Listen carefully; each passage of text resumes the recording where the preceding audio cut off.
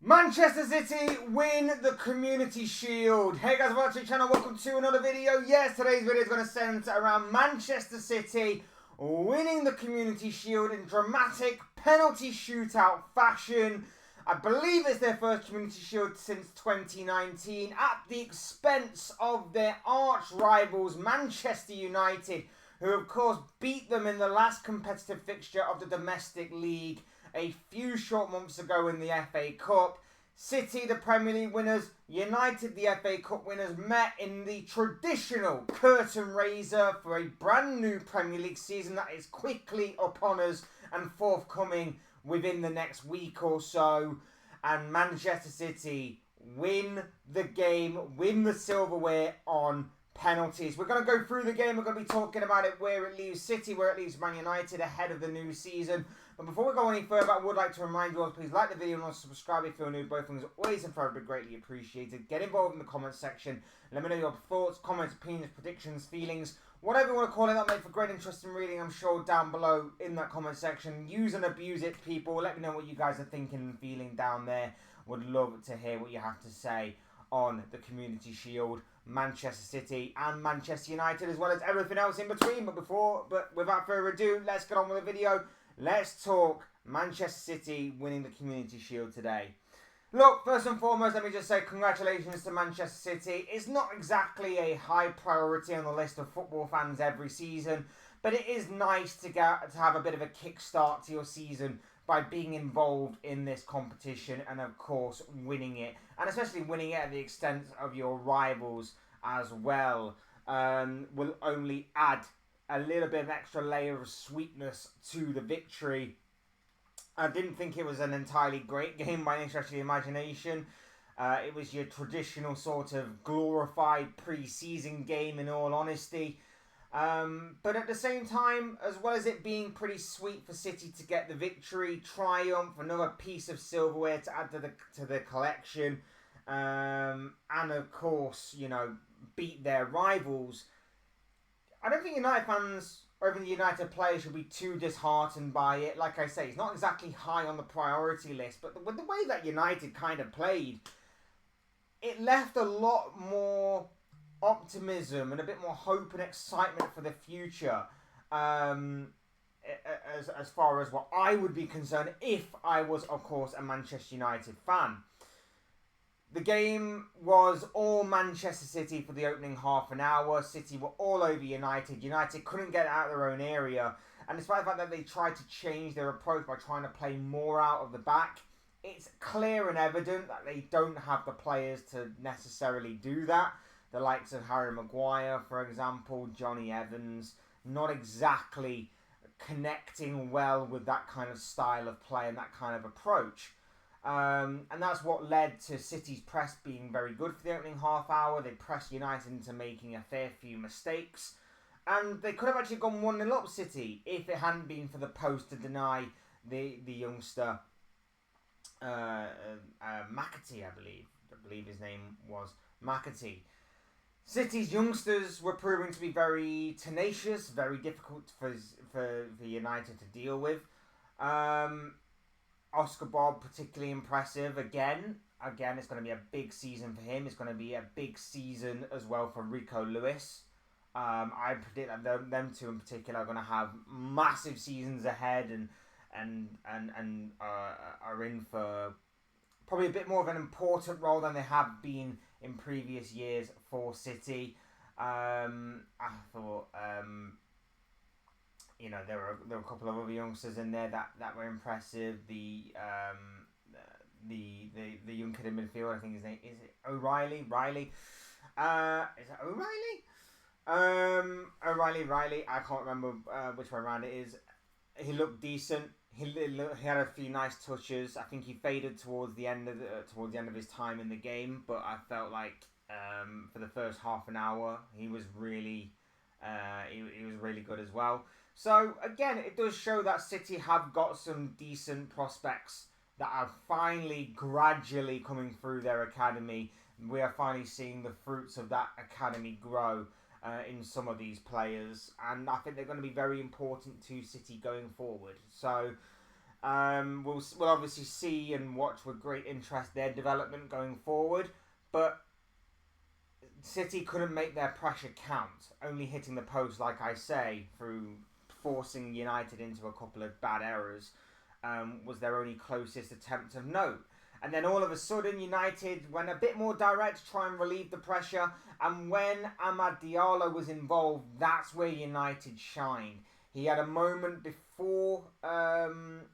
He had a moment that really sprung United into life, where he cut inside on his left foot from that right wing position and just dragged his shot a little bit wide. He then had another opportunity where it was some brilliant build-up play, little give and go, little 1-2 in the City area, and he's trying to find Mason Mount going across goal, but the ball just isn't quite there linking up with Mount. It's just too ahead of him for Mount to tap in. But it showed good signs, it showed decent spells, and the football that was being played by United was clearly not all there, but you wouldn't expect it to be there given the change that has happened a lot this summer. But it does show good signs and signals of intent that the football can improve, the football can get better than what it was last season, which was essentially kick it long and hope for something.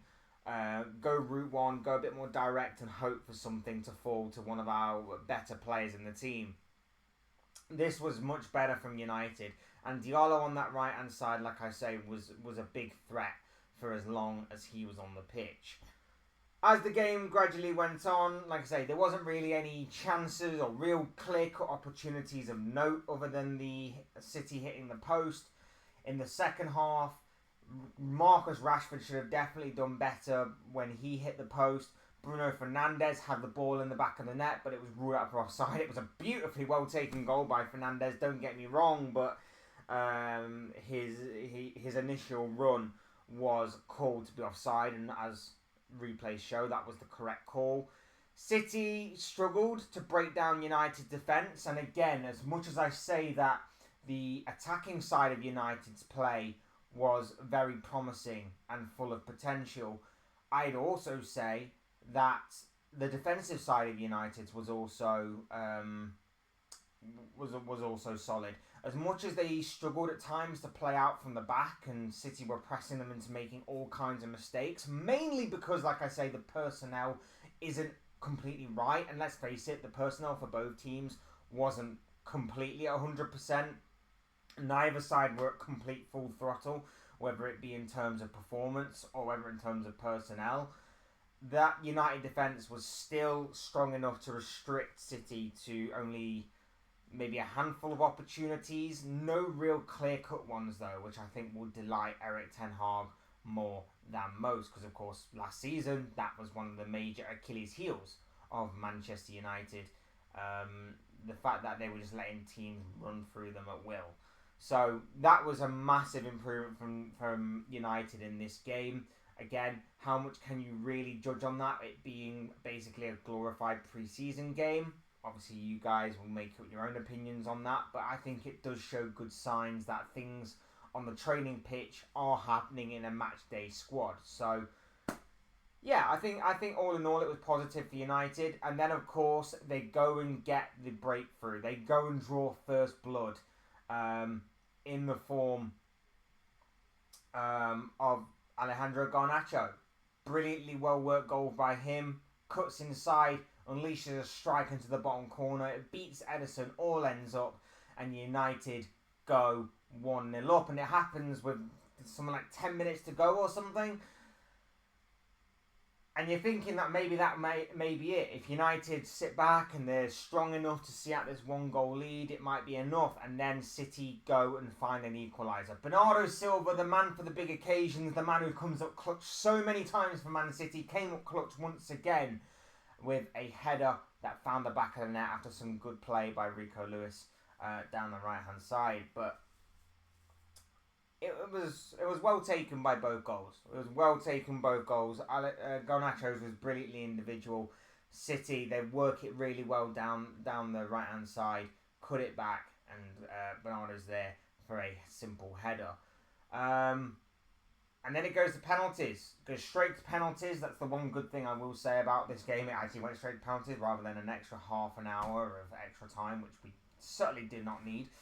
Whether you're a neutral or whether you are a fan of either team, to be honest.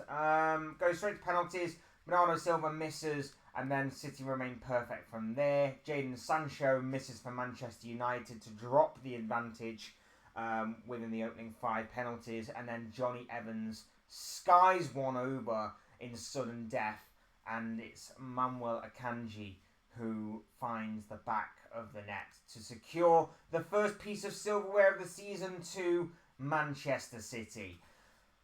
Look, like I say, from City's point of view, they've got a good few youngsters coming through. They're obviously not at full throttle. I don't expect to see a lot of these youngsters in and around the first team an entirety of a lot this season. But it does show that the fruits of their academy or their academy are starting to bear some really good fruit for us to watch over and see the development of going forward. I thought they gave a good account of themselves, the youngsters. I think some of them did fade towards the end. But yeah, it was a really decent showing from them youngsters. And even the debutant in Savinho, Guy, he showed some promising signs again. He showed what he's all about. He had a few decent spells and a few decent moments when he came on to make a cameo appearance. Predominantly used down the left wing. I do wonder if that is going to be his natural position going forward, whether he is going to be a left winger or whether or not Pep just used him there whilst, there's no real Foden, there's no real Grealish, of course. Whether or not that's going to change as the season goes on, whether he's going to be more naturally on the right, but he does obviously have that versatility, so it's going to be interesting to see his development.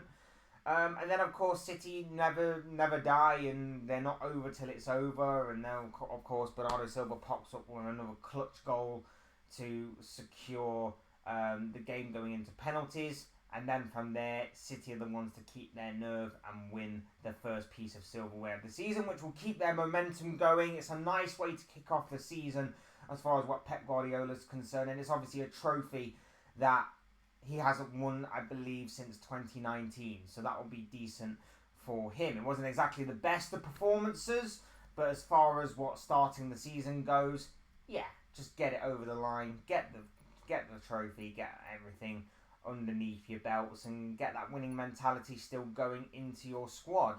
As far as what Manchester United are concerned, in my opinion, look, obviously it's bitter to lose to one of your fierce rivals. It will be horrible for them to lose to a fierce rival, but at the same time,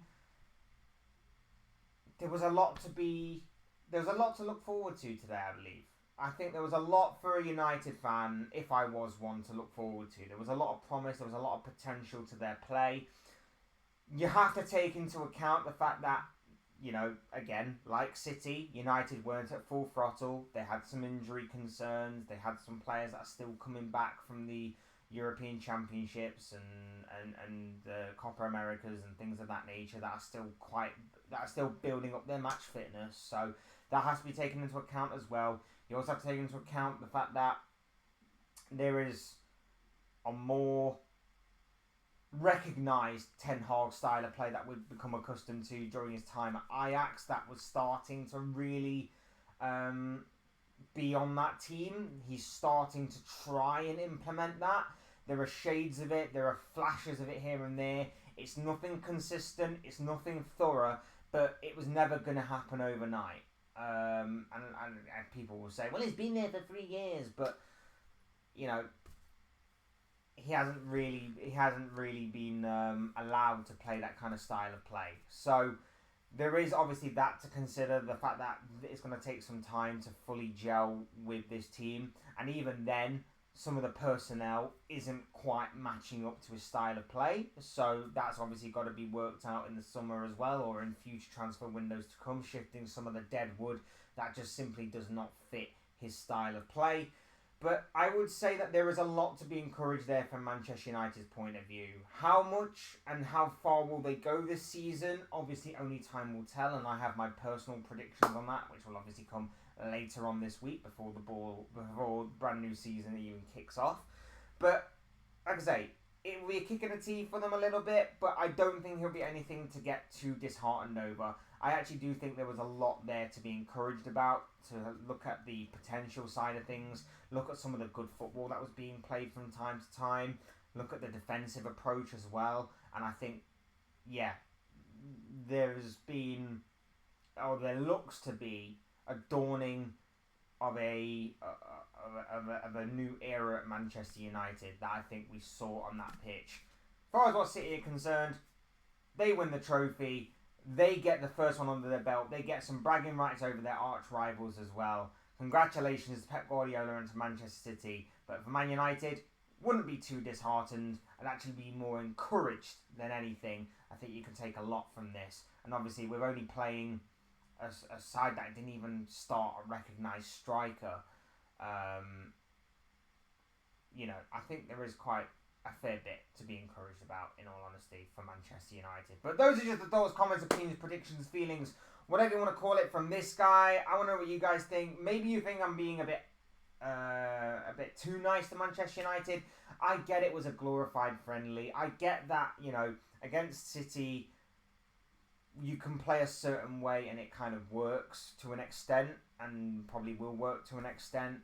But I want to know what you guys are thinking and feeling down below. I want to know what you guys are thinking and feeling about the performance of both teams, the win for Manchester City. Should United feel encouraged by the way that they played today? All of that good stuff, I'm sure, will make for great and interesting reading down below in the comment section. So please do use and abuse that comment section. People would love to hear from you all and what you have to say on that.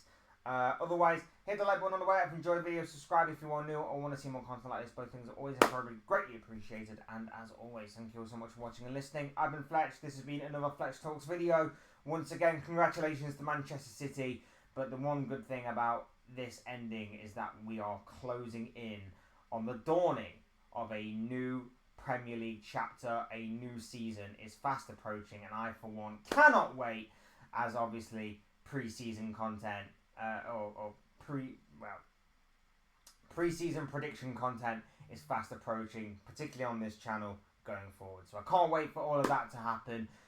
Thanks guys for watching again. Take care. Enjoy the rest of your night. Speak to you all again very, very soon.